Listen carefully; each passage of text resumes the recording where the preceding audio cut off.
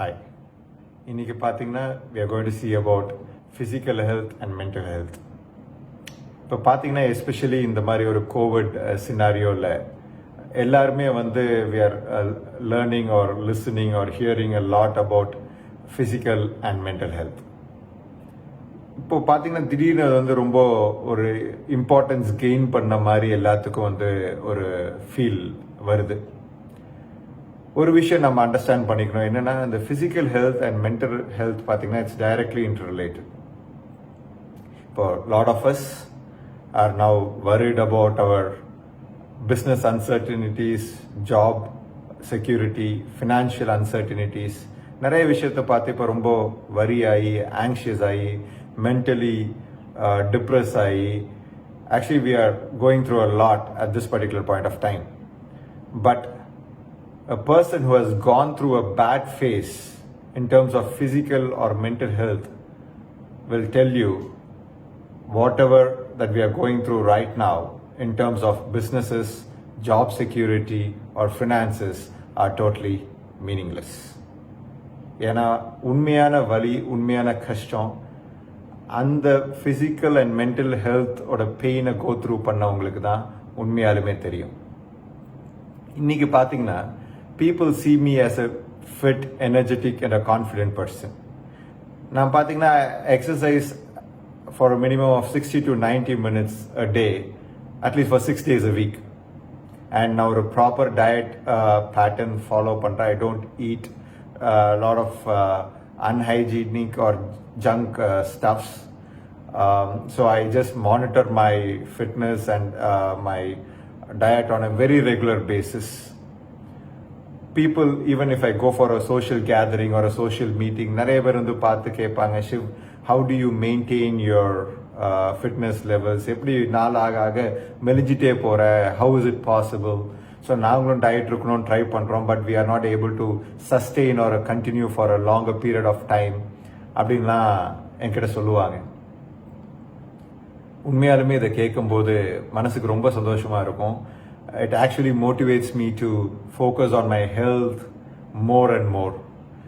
So அது வந்து எனக்கு ஒரு புஷ் அண்ட் ஒரு மோட்டிவேஷன். பட் இப்போ பார்க்குற நான் வந்து I was a totally a different person way back in 2011. In the 2011 September, if I believe I'm right, it's 2011 September. Everything was going good. அந்த டைம்ல வந்து I was into fitness, but not into a proper kind of a fitness. சும்மா wait ட்ரைனிங்னா சும்மா எல்லாரும் பண்ணாங்க, இந்த muscle build பண்ணோம், அந்த மாதிரி I was into a weight training routine. டயட்லாம் வந்து ஃபாலோ பண்ணதே கிடையாது. So lot of junk foods, hotel foods.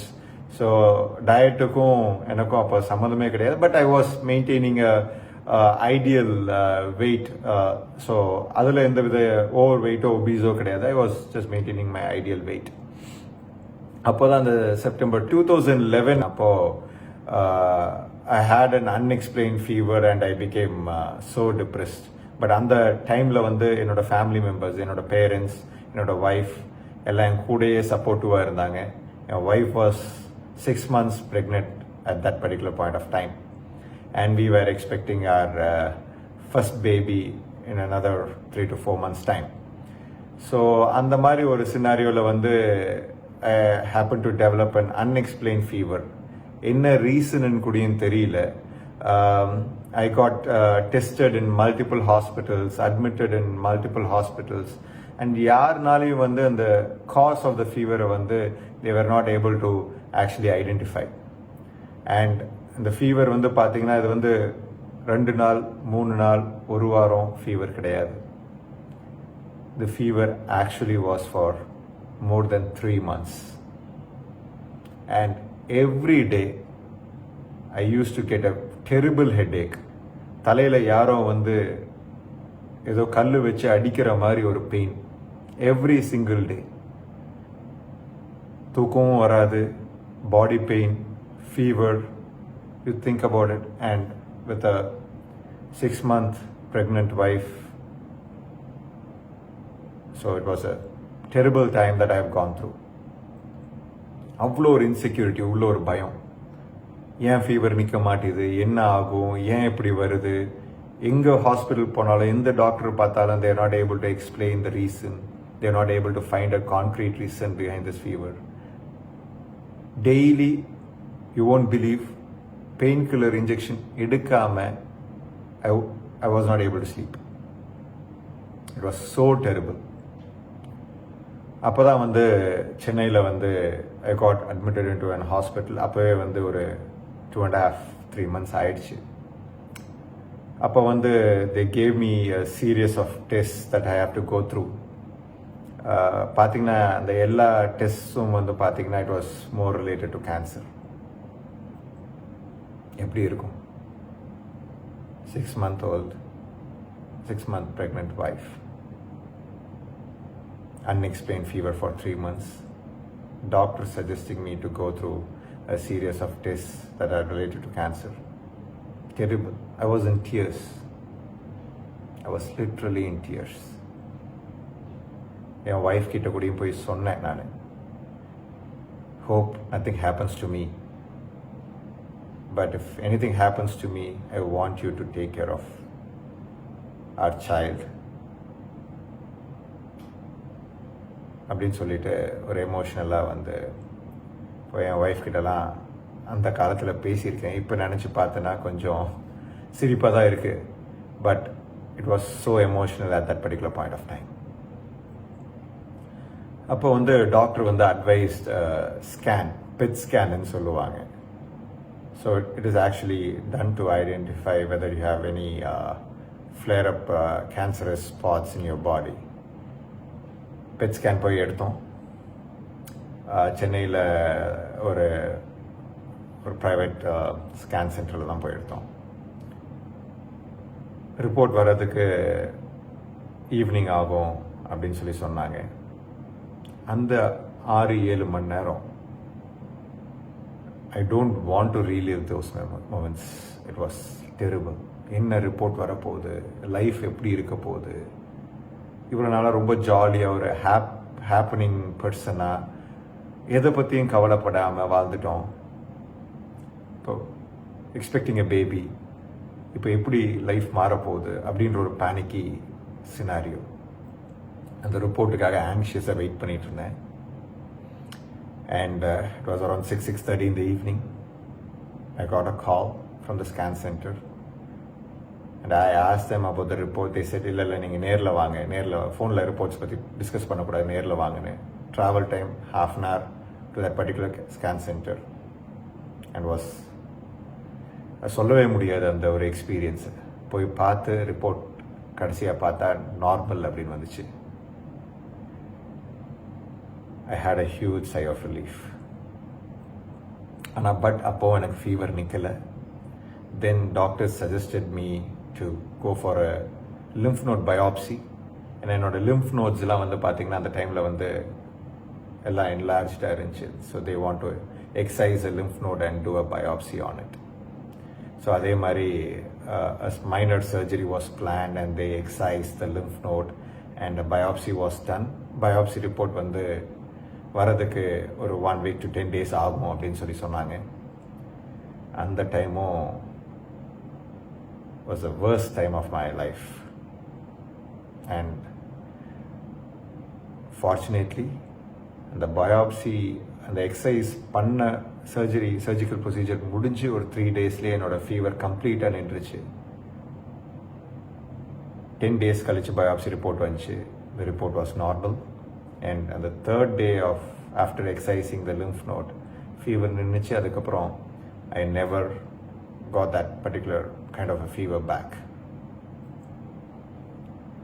So அப்போ தான் நான் ரியலைஸ் பண்ணினேன், yes, job, businesses, financial security, everything is important. But இது எல்லாத்துக்கு மேலே the most important thing is your health, that is your physical and mental health. அந்த point of டைமில் தான் நான் ரியலைஸ் பண்ணினேன், எவ்வளோ கேர்லெஸ்ஸாக இருந்திருக்கோம், எவ்வளோ ஒரு ஃபோக்கஸ் இல்லாமல் இருந்திருக்கோம். நமக்கு எல்லாமே இருக்குது அப்படின்ற ஒரு நினப்பில் இருந்திருக்கோமே. ஆனால் இந்த ஹெல்த்தும் that is the physical and mental health இல்லைன்னா லைஃப்பில் ஒன்றுமே இல்லைன்றத ரியலைஸ் பண்ண வச்ச அந்த மூமெண்ட் அது. இன்றைக்கி பார்த்தீங்கன்னா I have invested a lot on my fitness and my diet routines. I am in a regular consultation with a personal physical fitness trainer and a nutritionist who guides me to maintain my health properly. Innikum na daily 60 to 90 minutes I do my workout, but it's a different kind of a workout which actually improves my overall health, well-being, flexibility ellame. So on the fitness trainer oda support and with avaroda guidance oda I am able to formulate a proper fitness routine. அதே மாதிரி ஒரு dietician nutritionist மூலமாக வந்து I also mapped my diet patterns and I have a proper diet schedule right now. And இப்போ பார்த்தீங்கன்னா I feel much lighter, more energetic and much more active than I was in 2011. So I would suggest 3 tips for you to stay healthy in terms of physical and mental well-being. So tip number 1, daily காலையில் எந்திரிச்ச உடனே உங்கள் morning routines எல்லாம் முடிச்சுட்டு get into some kind of a physical activity. ஒரு 45 minutes இருக்குங்க. It can be walking, it can be jogging, it can be cycling, or if you want to go to the gym and work out, that's also perfectly fine. So involve in some kind of a physical activity first thing in the morning. ஏன்னா நிறைய பேர் வந்து பார்த்தீங்கன்னா காலையில் work இருக்குது, நான் physical ஆக்டிவிட்டியை வந்து நான் ஈவினிங் பண்ணிக்கிறேன் அப்படின்லாம் வந்து they say, பட் அது ஈவினிங் வரவே வராது. So don't postpone it. எந்திரிச்ச உடனே உங்கள் ஃபர்ஸ்ட் டாஸ்க் என்னவா இருக்கணும்னா completing your physical routines or your exercise routines in the first 45 minutes. And the 45 minutes of physical activity எப்படி பண்ணோம்னா கொஞ்சம் உங்கள் கம்ஃபர்ட் லெவல், கம்ஃபர்ட் ஜோன் விட்டு வெளியில் வர அளவுக்கு அந்த ஃபிசிக்கல் ஆக்டிவிட்டி இருக்கணும். கொஞ்சம் எக்ஸர்ஷன் இருக்கணும். பண்ணி முடிச்சுட்டு பண்ண ஃபீலே இல்லாத மாதிரி இருக்கக்கூடாது. கொஞ்சம் அந்த மூச்சு வாங்கணும், கொஞ்சம் அந்த எக்ஸர்ஷன் இருக்கணும். அந்த லெவல் ஆஃப் ஃபிசிக்கல் ஆக்டிவிட்டி வந்து டெய்லி ஒரு 45 minutes first thing in the morning I would suggest you to do that. அது முடிச்ச உடனே ஒரு 15 minutesக்கு do some kind of a meditation or mindfulness techniques, basic breathing techniques. So total எவ்வளவு நேரம் ஆகுதுங்க? 1 hour. So 16 hours the time we are awake. அதில் ஒரு மணி நேரம் உங்களோட வெல்பீயிங்காக, உங்களோட நல்ல ஃபிசிக்கல் அண்ட் மென்டல் ஹெல்த்துக்காக நீங்கள் வந்து டைம் ஸ்பெண்ட் பண்ணுறது வந்து எந்த தவறும் இல்லை. It is going to benefit you and your family a great deal. அடுத்தது 3வது டிப், நான் வந்து I don't eat maida, wheat, refined sugars and dairy. சிரிப்பீங்க வேற என்னதான் நான் சாப்பிட்றேன்னு, but take it from me, I feel much more energetic, more active than I was in 2011. ஏன்னா ஃபுட்டும் உங்களோட ஃபிசிக்கல் ஹெல்த்தும் மென்டல் ஹெல்த்தும் டைரக்ட்லி ரிலேட்டட். நீங்கள் உங்கள் ஃபுட் அண்ட் டயட் பேட்டர்ன்ஸில் நீங்கள் சேஞ்ச் கொண்டுட்டு வந்தீங்கன்னா அது எந்த அளவுக்கு பாசிட்டிவாக உங்களோட ஹெல்த்தை வந்து இம்பேக்ட் பண்ணுதுன்றதை கண்டிப்பாக நீங்களே வந்து you will see it. So இது நாளையும் நான் உங்களை விட சொல்லலை, but at least you can try avoiding one of these and you will see a difference within a month or 2. So the more tips I would suggest you to follow. And once again I want to re-emphasize that your physical and mental health are interrelated, and without your physical and mental health, என்னதான் finances, job security, businesses irundhalum, it is not going to be meaningful. Thank you. Thanks for watching.